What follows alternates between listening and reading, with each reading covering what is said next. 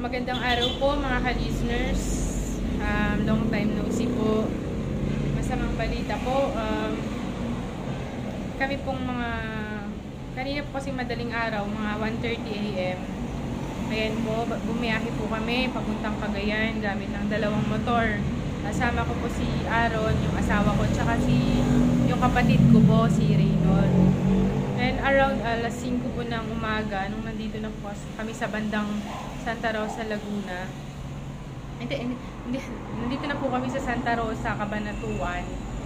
So may po kami, dumulas po yung sumemplang po kami magkapatid. Kasi sa kapatid ko po ako nakaangkas. Sobrang sakit. Makikita nyo sa screen yung kung saan po kami na aksidente. Grabe po. Ito po. Galing na po kami sa namaya po. Nung aksidente po kami, buti hindi po natamaan yung ulo namin. Dalawa, naka-helmet naman po.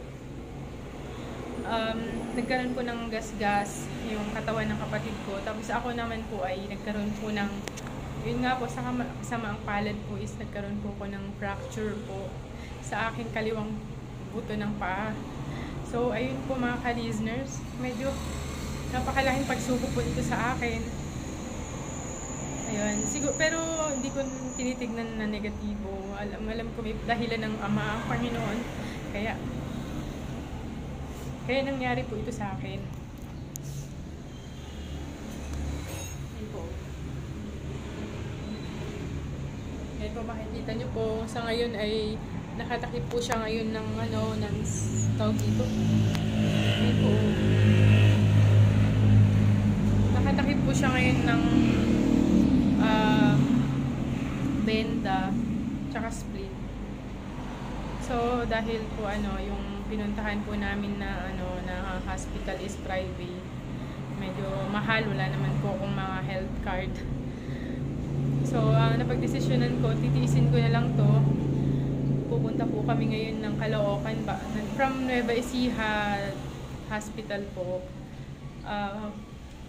Babalik po kami ng Caloocan para doon na lang po ako magpa-check up sa ospital na pinagtatrabahuan ko.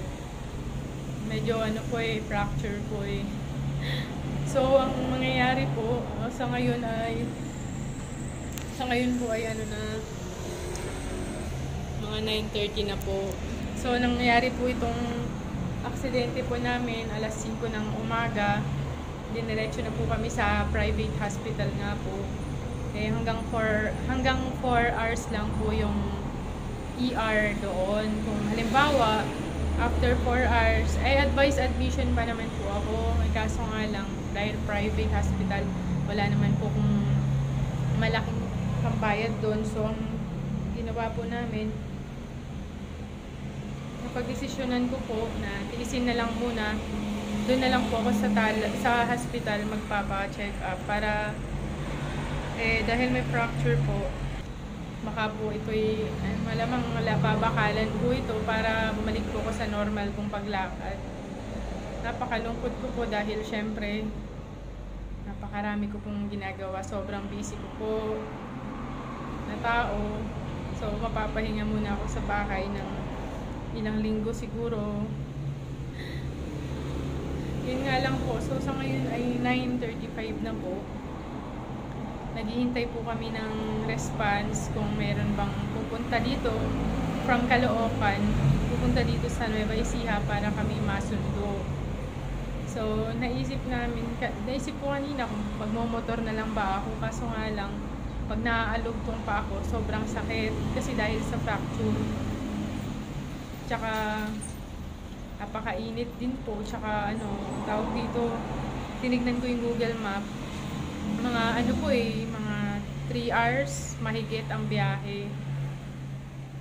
So hindi ko pa po alam kung may maghahatid sa akin sa ospital sa Caloocan. So may mga dumugong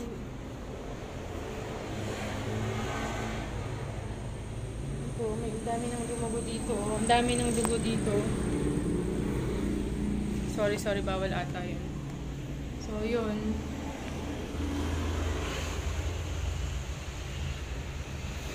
So, yung asawa ko, yung sa motor niya kanina, wala naman pong nangyari sa kanya.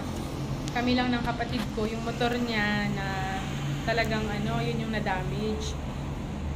Hindi ko alam, sana umandar pa para makabalik sila ng Cagayan. Tapos ako po, maghihintay ako ng sasakyan na nagbabaka sakali ako na may pumunta po dito para ako isunduin. Hindi ko alam kung paano pero sana may mabuting loob po na makapaghatid po sa amin mula dito sa Nueva Ecija papunta sa Caloocan po. Tumambay muna po kami dito sa kapilya ng Iglesia ni Cristo po, dito sa lokal ng Santa Rosa para at least safe po, makapaghintay po kami. Wala pa, magna 9:30 na wala pa ring call. Pero yan, pinuturing na lang po namin positibo yung lahat, mga ka-listeners. May dahilan po yung Panginoong Diyos kaya ito nangyari. Kaya manalangin na lang para ako'y natuluyang gumaling, mga ka-listeners. So update ko po kayo kung ano po yung next namin. Balak ko nga sana mag-vlog ako doon kaso nga lang ito naman yung nangyari. Ha? Hindi.